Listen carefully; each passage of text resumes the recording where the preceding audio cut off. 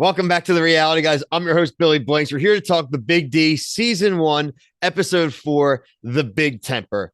This episode, we saw a lot of progression and we saw a lot of regression in certain ways. We saw a lot of couples kind of coming together as far as supporting each other, whether it's for reconciliation purposes or for that closure type purpose. And also, really, our first gameplay type of statement thrown out there and some negative reaction to people who don't like it that is being treated possibly like a reality TV show. Make sure you like and subscribe here on YouTube. Hit the notification bell. We also cover Temptation Island for Hump Day Wednesday. This week, we also had The Bachelorette week 2. We also had Claim to Fame season 2 week 2. We also had The Ultimate Fighter 31 and plenty of reality news on our TikTok. So make sure you're subscribed there as well. I do want to start out with the positive, and kind of funny to say that because the big temper is the focus of the subject of the episode, which may have ended up having the most positive result of the episode. This was talking about Michael and Ariel. Michael and Ariel are a couple that Brian and I, who will be back next week, we thought they probably had the best chance, maybe out of anyone, of reconciling. If you saw earlier in the episode, you may not have thought that. They got into a big argument over eggs. Michael didn't like that Angelique was giving kind of her 2 cents about how he wants to do things. He got frustrated. She pointed some things out and he lost his cool, cursing, carrying on. But a positive out of that, he does go and talk with the counselor and does talk about his anger, talk about how he's frustrated by his behavior, which leads to a conversation later on with her where he apologizes for his behavior and admits that he's open and actually really wants to pursue some form of reconciliation, wanting to date her again. And she said she would be open to it. So this is the net positive of the episode here. And it really does show that the premise may work, which Brian and I are big fans of there being some positives that come out of this. Big topic of conversation this week and person of conversation was Angelique. Angelique, who is heavily pursuing our boy David reciprocating that interest, but maybe not making everyone in the house so happy by that. David was a really, really hot commodity this week, pursued by people like Dee, pursued by Angelique, pursued by Ariel.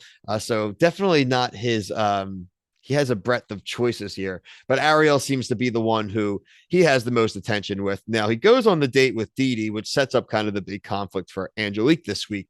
While they're at the pool, Angelique does bring up to the group, including Blair, Ariel's ex, that she thinks that Ariel should be the one to go, not making connections, not opening herself up. This triggered Blair. Blair got upset. He said he didn't like that, shouldn't talk about her when she's not there.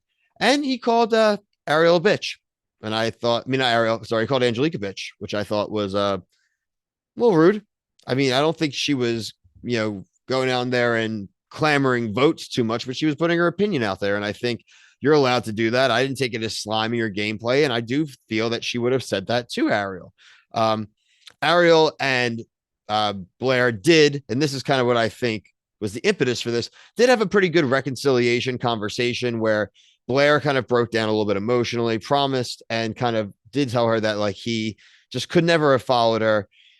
He really wished he had followed her to California, but there had been the cheating and all this. So he has been really cold to her the first few weeks. So this was the first time we saw him open up and also be defensive of her. We did have some people agree, including Dean, with Blair's take.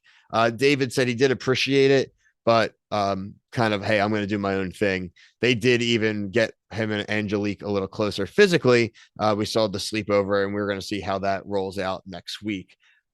We did have a new arrival, Joe, 6 foot tall, blonde, really cool. I like her so far. It seems like her biggest connection so far may be with Dean. We're going to see that hopefully get explored. But speaking of Angelique and Dean, looks like in the preview next week, both of their exes are going to arrive next week. I know I've been looking forward to Dean's ex arriving. He talked about hiding the plates.